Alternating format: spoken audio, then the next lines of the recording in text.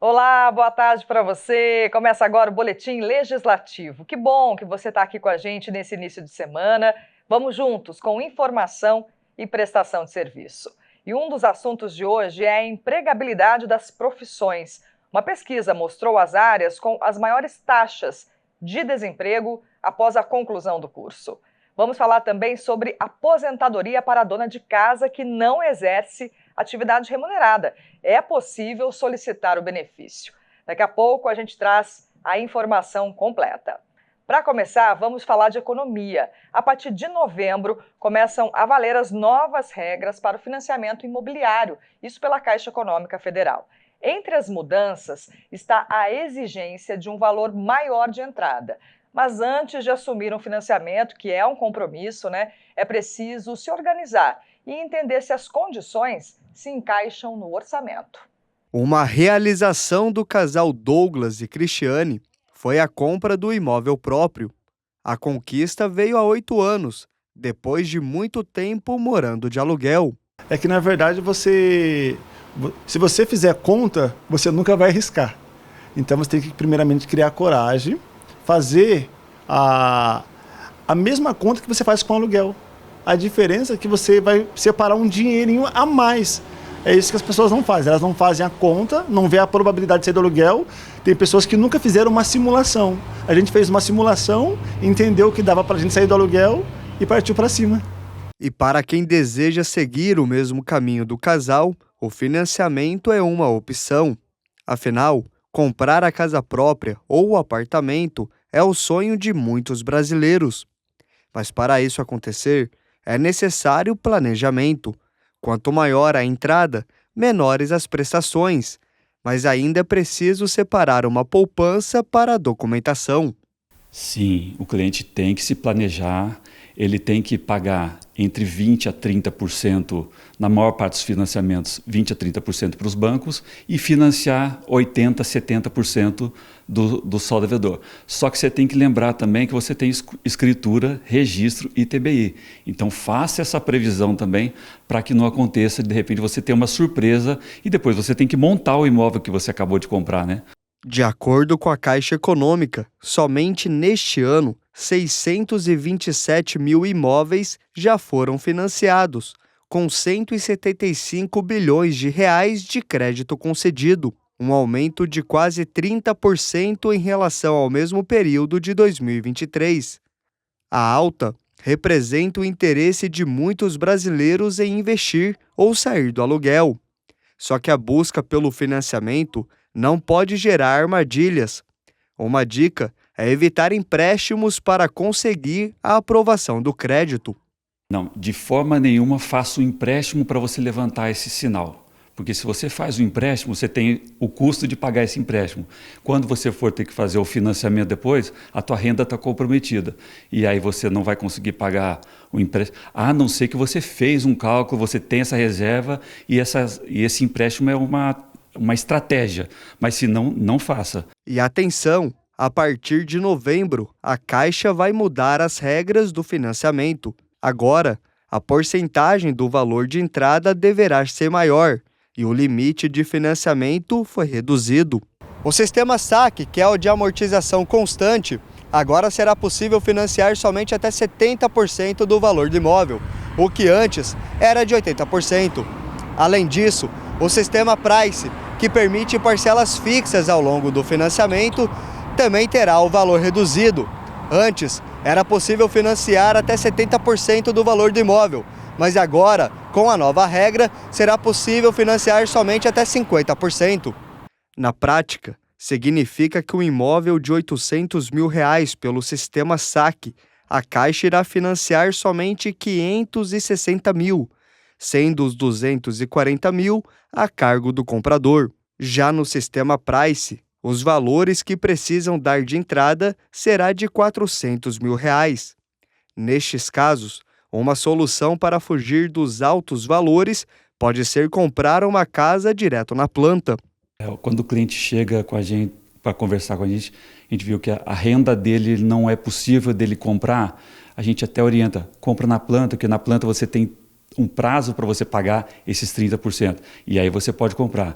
Não tem essa condição de comprar, não tem condição de levantar esses 30%, aluga, toca por 1 ano, 2 anos esse aluguel e depois você compra com tranquilidade, com o dinheiro já em caixa e você vai fazer o seu financiamento com mais tranquilidade. Mas, independente entre alugar ou comprar um imóvel, é fundamental buscar as condições de mercado, estudar as possibilidades e só depois realizar o investimento a longo prazo. A gente adquiriu o imóvel sem medo, porque afinal você não tem medo de fazer um contrato de locação de 2 anos. E por que ter medo de comprar um imóvel? Imóvel é investimento, é o dinheiro que você vai investir ali, você vai estar sempre satisfeito. O aluguel, para nós, não foi. Foi assim, uma decepção. Você colocava o dinheiro ali, 8 casas, mas não tinha retorno. Então a gente realizou esse sonho, trabalhou demais, até de noite, com criança pequena, e conseguimos aí quitar o imóvel. Foi muito bom. Melhor opção, né? Melhor opção. Faria de novo, vale a pena. Levantamento feito por pesquisadores da USP sobre as condições de vida e saúde de pessoas idosas que vivem em instituições públicas de longa permanência no Brasil mostra que a maioria tem baixa escolaridade e também uma rede de apoio limitada. O tempo, tão precioso e corrido para muita gente, aqui parece não ter tanta importância. Nessa instituição de longa permanência para idosos, o passar das horas depende da autonomia e independência de cada um dos acolhidos. São idosos que, sem esse apoio, talvez não teriam um lar. É ofertar para ele o mais próximo que pode ser uma casa, apesar do coletivo. A gente verifica quais as necessidades desse idoso e a gente vai tentando buscar trabalhar a individualidade mesmo no coletivo. Essa ILPI, que fica na zona norte da cidade, abriga idosos encaminhados pela rede pública. Aqui eles recebem cuidado, tratamento e carinho. A maior parte precisou desse apoio por questões de vulnerabilidade social e problemas familiares. São 55 moradores, a maioria homens. A gente observa que esses homens, muitos já foram casados, tiveram relacionamentos, tiveram filhos, mas se perdeu-se na juventude. Às vezes por questão de mudar de um município, de um estado para outro em procura de trabalho e depois não teve mais contato com a família. Muitos dos casos é dependência química que faz esse distanciamento, a violência também. Já nas instituições privadas, os motivos das internações costumam ser diferentes. Nesse lar particular, fundado pela Jennifer há 9 anos, os idosos têm os laços familiares preservados. Afinal, quem banca a moradia é a própria família. A mensalidade pode chegar a R$ 5.000. Cada idoso recebe o apoio de uma equipe multidisciplinar. Nós oferecemos o serviço de fisioterapia, musicoterapia e também as festas de aniversário e as festas grandes, que eu costumo dizer que é a festa junina e a festa de Natal. A nossa casa também é livre, os idosos podem sair para almoçar, para passar o final de semana, passar as festas com a família e o horário de visita também é livre. Para avaliar a situação de idosos residentes nas instituições de longa permanência do país, um grupo de pesquisadores da USP, a Universidade de São Paulo, visitou mais de 1.200 entidades cadastradas no Sistema Único de Assistência Social. Entre os objetivos estão traçar um perfil dos idosos e apurar as condições de saúde e vida de cada um deles. Então, eles queriam que a gente visitasse as instituições e conversasse com os gestores das instituições e, por outro lado, fizéssemos uma avaliação de uma amostra das pessoas idosas residentes nessas instituições. O mais importante era nós vermos como é que eles estavam sendo tratados, se eles eram mais dependentes ou não, se eles eram doentes ou não, se eles tinham acesso a serviço de saúde, como é que eles eram cuidados. Essa era a preocupação maior. Mais de 4.000 idosos foram avaliados no estudo. A maioria se encontrava em situação de vulnerabilidade, tinha baixa escolaridade, baixa renda e não possuía uma rede de apoio. Muitos ainda apresentavam comprometimento funcional, alterações cognitivas e doenças múltiplas. Os dados também revelaram particularidades no trabalho de assistência social realizado por essas instituições, já que algumas enfrentam desafios financeiros e estruturais. O que a gente viu dessas instituições é que muitas não eram exatamente bem cuidadas. E muita gente que reside lá precisa de cuidados mais acentuados. Tá? Uma outra coisa que também chamou a atenção da gente quando a gente visitou é assim, para ser uma ILPI do SUAS, cadastrada, ter o cadastro, registro oficial do SEBAS, que eles chamam, eu tenho que ter pessoas de 60 anos e mais. Quando nós chegávamos nessas instituições, eu tinha várias pessoas, muitas pessoas, com menos de 60 anos nas instituições. Isso implica no cadastro, ela acaba perdendo o cadastro, quer dizer, é uma coisa errada, né? Aí você pergunta, mas por que eu tenho gente com menos de 60 anos lá? Porque o Ministério Público manda. E quem depende do apoio dos lares de longa permanência, como o Gersino, sabe o quão importante é este trabalho. Ele veio para esta instituição por escolha própria. Hoje, com 90 anos, diz se sentir mais seguro, sabendo que pode contar com o cuidado de profissionais. Então, minha filha e meu filho lá de Ribeirão queria ter me levado para cá de repouso. Meus amigos, eu recusava, porque eu cuidava, dava conta de viver bem, né? Aí eu liguei para minha filha, quer dizer que foi de livre e espontânea vontade, né? É legal pra caramba aqui. Com o envelhecimento populacional, os serviços das instituições de longa permanência devem se tornar uma prioridade da gestão pública. Um trabalho que precisa assegurar o respeito, acolhimento e a dignidade da pessoa idosa. E mais do que um lugar de cuidado, o Gersino encontrou no lar dos idosos uma família. Aquele lá é meu colega de quarto. Colega de quarto? Carioca. Carioca. Joga dominó refinado. A gente fala agora de um estudo sobre empregabilidade das profissões. Uma pesquisa mostrou as áreas com as maiores taxas de desemprego após a conclusão do curso. O levantamento foi feito com 5.000 formados de 178 instituições do país. Conteúdo na lousa. Um papo descontraído com os alunos. O Frederico trabalha há mais de 20 anos como professor de história. Sempre atuou no ensino médio, mas já foi até professor universitário.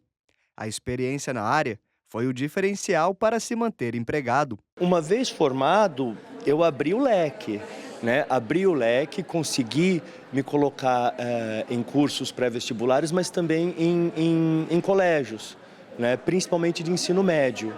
Né? E atualmente eu atuo nesses dois segmentos principalmente. Mas o Frederico pode se considerar um ponto fora da curva.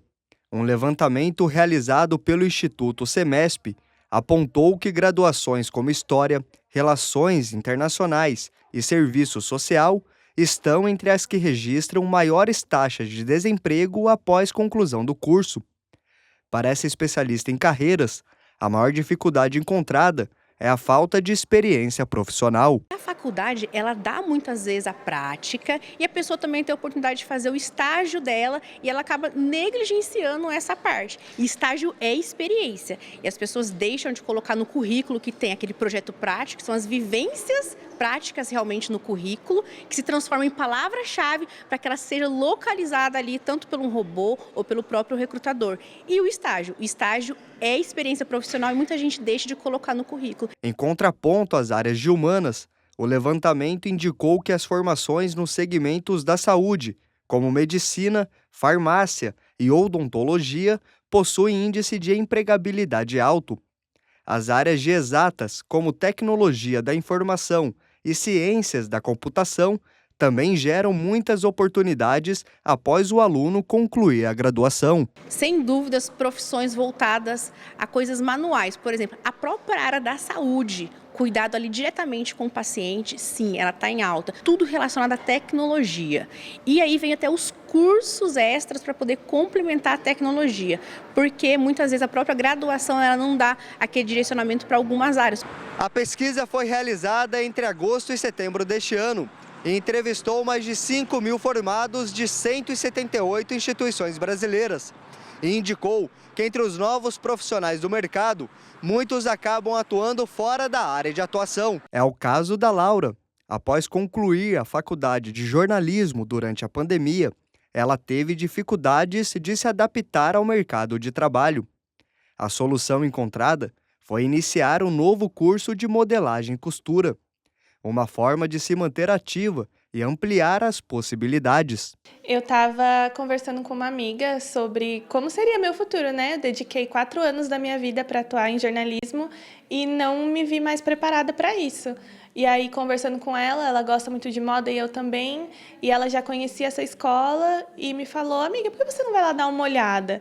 E foi justamente o que eu fiz, eu vim só dar uma olhada, mas quando eu entrei aqui, me apresentaram a escola e tal, eu já fiquei um pouco apaixonada por tudo, assim, imaginando o que eu poderia realizar quando eu aprendesse, né, como fazer esse artesanato que é a costura. E antes de escolher um curso de graduação, algumas dicas podem ser seguidas, como conversar com profissionais que atuam na área, estudar os campos de atuação e analisar as vagas disponíveis para saber se o mercado da profissão está em alta. Hoje a gente está com conhecimento na palma da mão, realmente, se a gente colocar ali alguma informação, profissões em alta, é aquilo que eu estou gostando, é aquilo que eu queria, não é? Reveja, né?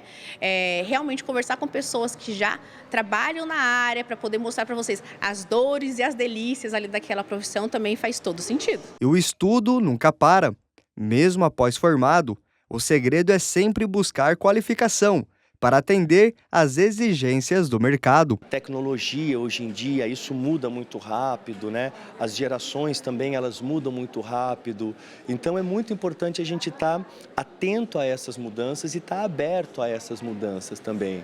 Se você é uma pessoa que você não está em constante aprendizado, num mundo que muda toda hora, o que era ontem já não é hoje, como que você vai se tornar competitivo?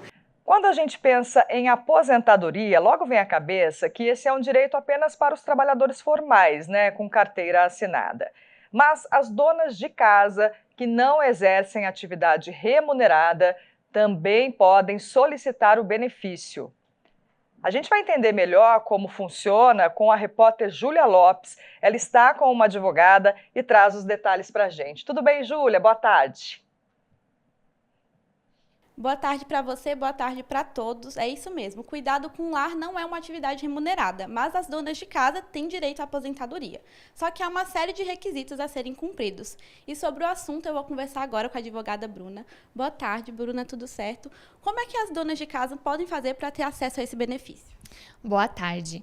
As donas de casa, elas precisam contribuir ou já ter contribuído em algum determinado da vida, né?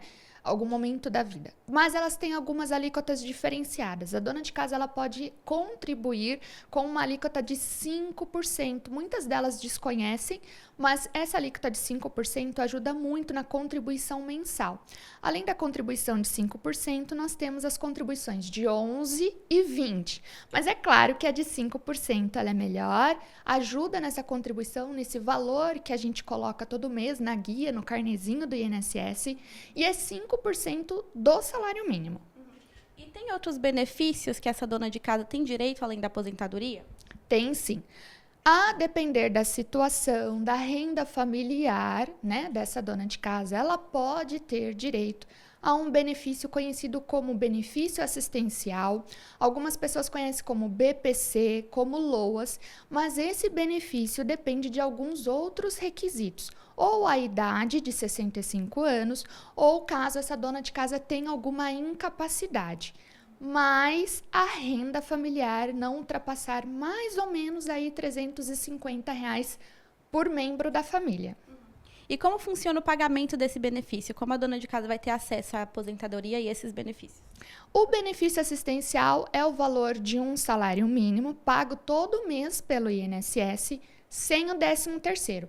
Até aqui fica a dica, porque às vezes a gente ouve falar que alguém aposentou sem ter contribuído, quando na verdade não é a aposentadoria, é esse benefício assistencial BPC-LOAS. A diferença dele para a aposentadoria é que ele não tem o 13º salário. Já as aposentadorias também podem ser no valor de um salário mínimo, mas tem essa diferença de ter o 13º.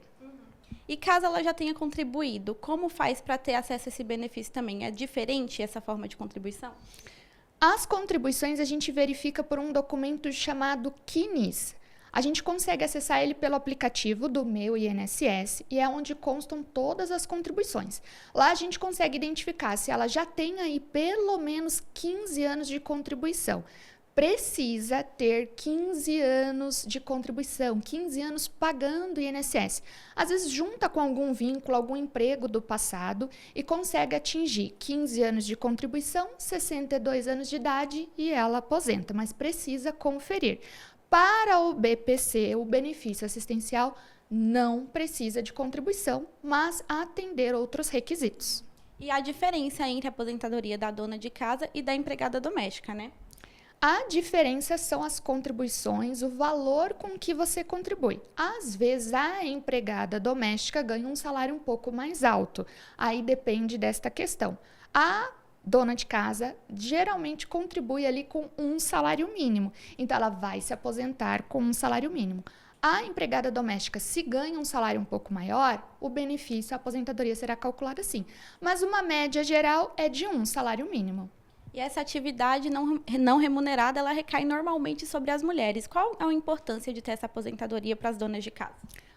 É uma segurança que a gente conquista aí para a gente poder ter um envelhecimento, uma velhice mais segura. É muito importante que as donas de casa tenham essa atenção. Veja se já contribuiu, se trabalhou em alguma empresa, quanto tempo falta e contribuir nem que seja com 5%, porque é uma segurança aí futura, né? Obrigada, doutora. É isso. A aposentadoria é um direito garantido por lei e caso tenha alguma dúvida, é sempre bom procurar um profissional. Volto com você no estúdio. Legal, Júlia. Muito obrigada, viu, pelas informações. Bom, já que a gente está falando de direito, é hora do quadro Seu Direito, aqui no Boletim Legislativo.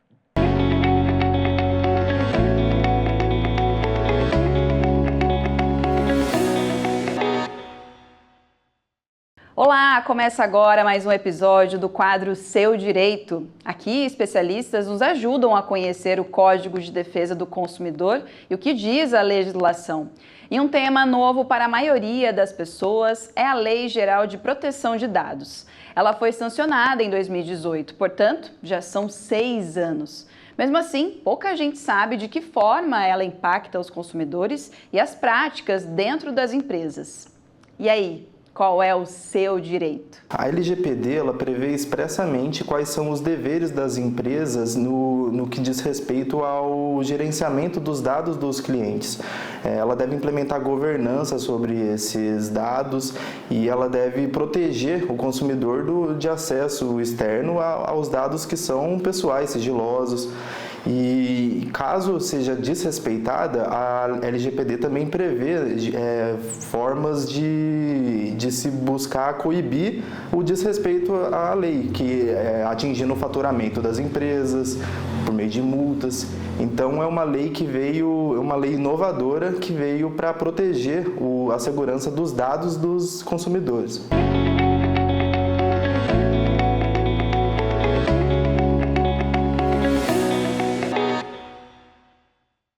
Olha, recentemente o Ministério da Agricultura proibiu a venda de 11 marcas de azeite que foram consideradas impróprias para o consumo. Essas marcas não estavam respeitando alguns critérios exigidos para a comercialização. Por esse motivo, a gente vai entender agora como escolher o produto e o que deve ser observado. Vamos chamar o repórter Matheus Andrade para essa conversa. Tudo bem, Matheus? Boa tarde para você. Oi pessoal, é isso mesmo. Olha, o Ministério da Agricultura e Pecuária proibiu a venda de 11 marcas de azeites aqui no Brasil consideradas impróprias para o consumo.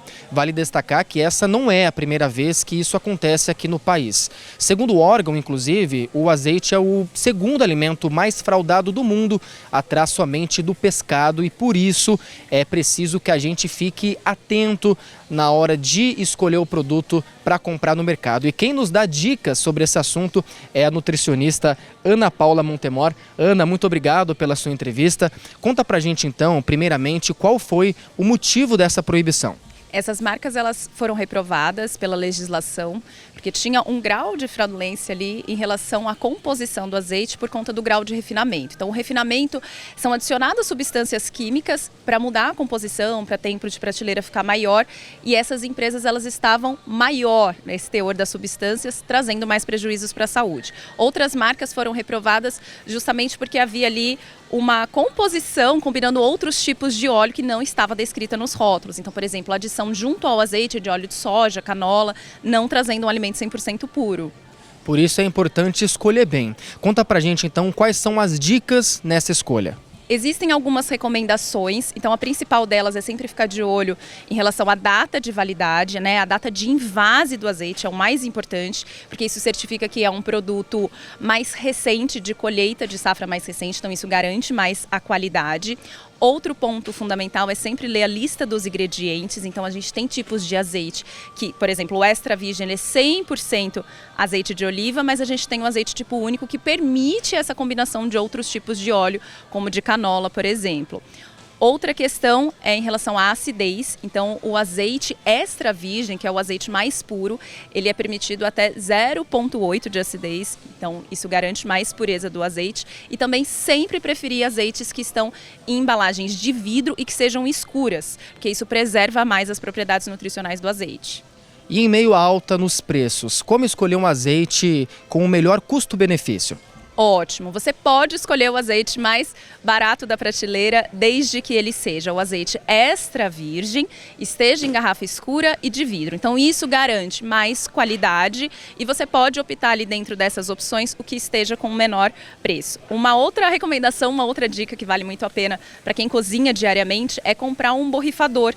Então em lojas de utensílios você encontra, ele é de vidro e tem o borrifador, você despeja o azeite ali e aí apenas com uma borrifada você já coloca ali na frigideira, na panela. É uma maneira de economizar o azeite e também economizar nas calorias, que você acaba usando menos.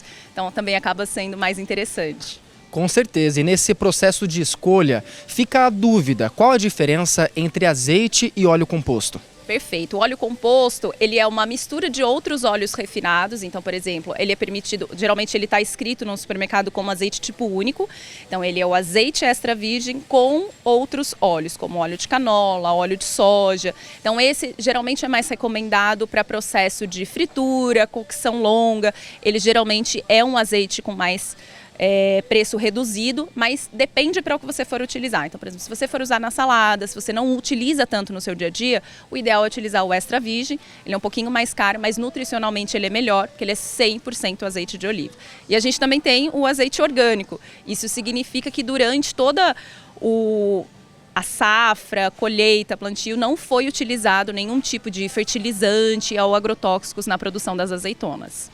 Ana, muito obrigado pela sua entrevista. Pessoal, então é isso. Ficam aí as dicas na hora de escolher um azeite. É possível escolher uma boa marca, aproveitando sempre o melhor custo-benefício. Volto com vocês aí no estúdio. Com certeza, Matheus. Muito obrigada, viu, pelas informações. Vamos saber agora, então, como é que ficam as temperaturas na previsão do tempo. A semana começa com um tempo mais nublado. Na tarde desta segunda-feira, o sol aparece pouco em meio às nuvens. A máxima prevista é de 23 e a mínima será de 16. Já amanhã, terça-feira, o sol volta a protagonizar todo o dia, deixando o clima mais quente. Mas, no final da tarde, separe o guarda-chuva, pois há possibilidade de chuva. A máxima esperada é de 26 e a mínima será de 17. O Boletim Legislativo dessa segunda-feira fica por aqui. Muito obrigada pela companhia. A gente volta a se encontrar amanhã. Até lá!